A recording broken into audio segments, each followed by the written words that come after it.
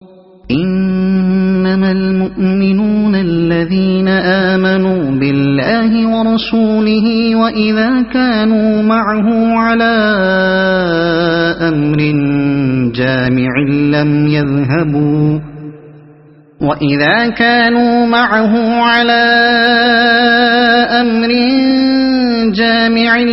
يذهبوا حتى يستأذنوه إن الذين يستأذنونك أولئك الذين يؤمنون بالله ورسوله فإذا استأذنوك لبعض شأنهم فأذن لمن شئت منهم واستغفر لهم الله إن اللہ غفور رحیم۔ مومن تو اصل میں وہی ہیں جو اللہ اور اس کے رسول کو دل سے مانیں، اور جب کسی اجتماعی کام کے موقع پر رسول کے ساتھ ہوں تو اس سے اجازت لیے بغیر نہ جائیں۔ جو لوگ تم سے اجازت مانگتے ہیں وہی اللہ اور رسول کے ماننے والے ہیں۔ پس جب وہ اپنے کسی کام سے اجازت مانگیں تو جسے تم چاہو اجازت دے دیا کرو، اور ایسے لوگوں کے حق میں اللہ سے دعائے مغفرت کیا کرو، اللہ یقیناً غفور و رحیم ہے۔ مومن، یہ آخری ہدایات ہیں جو مسلمانوں کی جماعت کا نظم و ضبط پہلے سے زیادہ کس دینے کے لیے دی جا رہی ہیں۔ اجازت لیے بغیر نہ جائیں۔ یہی حکم نبی صلی اللہ علیہ وسلم کے بعد آپ کے جانشینوں اور اسلامی نظام جماعت کے عمراء کا بھی ہے۔ جب کسی اجتماعی مقصد کے لیے مسلمانوں کو جمع کیا جائے، قطع نظر اس سے کہ جنگ کا موقع ہو یا حالت امن کا، بہرحال ان کے لیے یہ جائز نہیں ہے کہ امیر کی اجازت کے بغیر واپس چلے جائیں یا منتشر ہو جائیں۔ کسی کام سے اجازت مانگیں۔ اس میں یہ تنبیہ ہے کہ کسی واقعی ضرورت کے بغیر اجازت طلب کرنا تو سرے سے ہی ناجائز ہے۔ جواز کا پہلو صرف اس صورت میں نکلتا ہے جبکہ جانے کے لیے کوئی حقیقی ضرورت لاحق ہو۔ اجازت دے دیا کرو، یعنی ضرورت بیان کرنے پر بھی اجازت دینا یا نہ دینا رسول کی اور رسول کے بعد امیر جماعت کی مرضی پر موقوف ہے۔ اگر وہ یہ سمجھتا ہو کہ اجتماعی ضرورت اس شخص کی انفرادی ضرورت کی بنسبت زیادہ اہم ہے تو وہ پورا حق رکھتا ہے کہ اجازت نہ دے، اور اس صورت میں ایک مومن کو اس سے کوئی شکایت نہیں ہونی چاہیے۔ دعائے مغفرت کیا کرو۔ اس میں پھر تنبیہ ہے کہ اجازت طلب کرنے میں اگر ذرا سی بہانہ بازی کا بھی دخل ہو یا اجتماعی ضروریات پر انفرادی ضروریات کو مقدم رکھنے کا جذبہ کار فرما ہو تو یہ گناہ ہے۔ لہذا رسول اور اس کے جانشین کو صرف اجازت دینے ہی پر اکتفا نہ کرنا چاہیے، بلکہ جسے بھی اجازت دے ساتھ ساتھ یہ بھی کہہ دے کہ خدا تمہیں معاف کرے۔ لا تجعلوا دعاء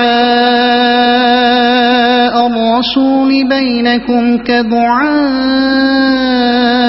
بعضكم بعضا قد يعلم الله الذين يتسللون منكم لواذا فليحذر الذين يخالفون عن أمره أن تصيبهم فتنة أو يصيبهم عذاب أليم۔ مسلمانوں، اپنے درمیان رسول کے بلانے کو آپس میں ایک دوسرے کا سا بلانا نہ سمجھ بیٹھو۔ اللہ ان لوگوں کو خوب جانتا ہے جو تم میں سے ایسے ہیں کہ ایک دوسرے کی آڑ لیتے ہوئے چپکے سے سٹک جاتے ہیں۔ رسول کے حکم کی خلاف ورزی کرنے والوں کو ڈرنا چاہیے کہ وہ کسی فتنے میں گرفتار نہ ہو جائیں یا ان پر دردناک عذاب نہ آ جائے۔ ایک دوسرے کا سا بلانا نہ سمجھ بیٹھو۔ اصل میں لفظ دعا استعمال ہوا ہے جس کے معنی بلانے کے بھی ہیں اور دعا کرنے اور پکارنے کے بھی۔ نیز دعا الرسول کے معنی رسول کا بلانا یا دعا کرنا بھی ہو سکتا ہے اور رسول کو پکارنا بھی۔ ان مختلف معنوں کے لحاظ سے آیت کے 3 مطلب ہو سکتے ہیں اور تینوں ہی صحیح و معقول ہیں۔ اول یہ کہ رسول کے بلانے کو عام آدمیوں میں سے کسی کے بلانے کی طرح نہ سمجھو، یعنی رسول کا بلاوا غیر معمولی اہمیت رکھتا ہے۔ دوسرا کوئی بلائے اور تم لبیک نہ کہو تو تمہیں آزادی ہے، لیکن رسول بلائے اور تم نہ جاؤ یا دل میں ذرہ برابر بھی تنگی محسوس کرو تو ایمان کا خطرہ ہے۔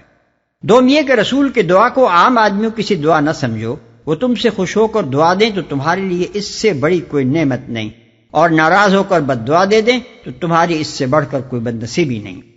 سوم یہ کہ رسول کو پکارنا عام آدمیوں کے ایک دوسرے کو پکارنے کی طرح نہ ہونا چاہیے، یعنی تم عام آدمیوں کو جس طرح ان کے نام لے کر بآواز بلند پکارتے ہو، اس طرح رسول اللہ صلی اللہ علیہ وسلم کو نہ پکارا کرو۔ اس معاملے میں ان کا انتہائی ادب ملحوظ رکھنا چاہیے، کیونکہ ذرا سی بے ادبی بھی اللہ کے ہاں مواخذے سے نہ بچ سکے گی۔ یہ تینوں مطلب اگرچہ معنی کے لحاظ سے صحیح ہیں اور قرآن کے الفاظ تینوں کو شامل ہیں، لیکن بعد کے مضمون سے پہلا مطلب ہی مناسبت رکھتا ہے۔ چپکے سے سٹک جاتے ہیں۔ یہ منافقین کی ایک اور علامت بتائی گئی ہے کہ اسلام کی اجتماعی خدمات کے لیے جب بلایا جاتا ہے تو وہ آ تو جاتے ہیں، کیونکہ مسلمانوں میں کسی نہ کسی وجہ سے شامل رہنا چاہتے ہیں، لیکن یہ حاضری ان کو سخت ناگوار ہوتی ہے اور کسی نہ کسی طرح چھپ چھپا کر نکل بھاگتے ہیں، کسی فتنے میں گرفتار نہ ہو جائیں۔ امام جعفر صادق رضی اللہ عنہ نے فتنے کا مطلب ظالموں کا تسلط لیا ہے، یعنی اگر مسلمان رسول اللہ صلی اللہ علیہ وسلم کے احکام کی خلاف ورزی کریں گے تو ان پر جابر و ظالم حکمران مسلط کر دیے جائیں گے۔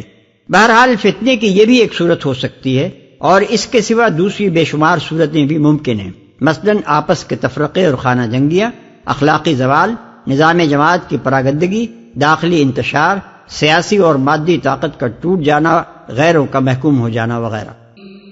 ألا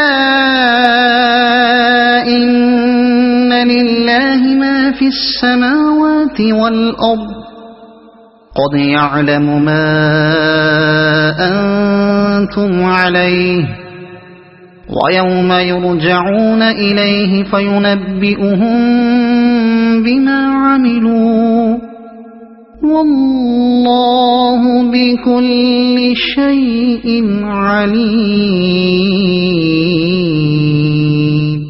خبردار رہو، آسمان و زمین میں جو کچھ ہے اللہ کا ہے، تم جس روش پر بھی ہو اللہ اس کو جانتا ہے۔